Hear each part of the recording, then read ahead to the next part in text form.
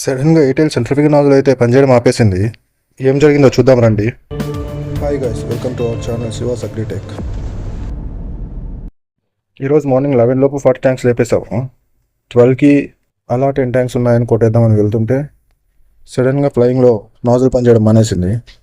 అసలు ఏం జరిగిందిరా, ఈ రిపేర్లన్నీ నాకే వస్తాయా అని చెప్పి తల బాదుకుంటూ ఒకసారి ఓపెన్ చేద్దామని చూస్తే లోపల ఈసీ మొత్తం కాలిపోయింది. ఇంకేం చేద్దామంటూ నాజల్ తీసేసి వేరే నాజల్ వేసేసి ఫీల్ కంప్లీట్ చేసేసాం. ఈ ప్రాబ్లం వచ్చేసి వాటర్ కానీ ఈసీ లోపలికి పోయినా లేకపోతే వాటర్ ఈసీలో సర్క్యూట్ డ్యామేజ్ అయినా రావడం జరుగుతుంది. మీకు ఎవరికైతే ఈ ప్రాబ్లమ్స్ వచ్చినాయో ఒకసారి కమెంట్ చేసేయండి. అయినా ఇది యూజ్ అవుతుంది. ఇంకో నాజల్ ఎప్పుడైనా కానీ ఈసీ పోయింటే లేదా మోటార్ పోయింటే ఈ మోటార్ దానికి వేసేసుకోవచ్చు. తర్వాత నాజులు కూడా బాగా వర్క్ అవుతుంది. బయట మార్కెట్లో అయితే మనకు సపరేట్గా ఈసీలో అయితే అమ్మరు. ఈ ఈసీ ట్రాన్స్ఫర్ చేసుకోనికి మాతో చేత అవ్వట్లేదు, మాకు తెలియట్లేదు అంటే పంపించేసేయండి, చేసేద్దాం. వెళ్తూ అలా సబ్స్క్రైబ్ చేసుకొని లైక్ చేసుకొని వెళ్ళిపోండి. అగ్రి డ్రోన్స్ కోసం మరిన్ని కొత్త వీడియోలతో మీ ముందు వస్తూనే ఉంటాం మరి.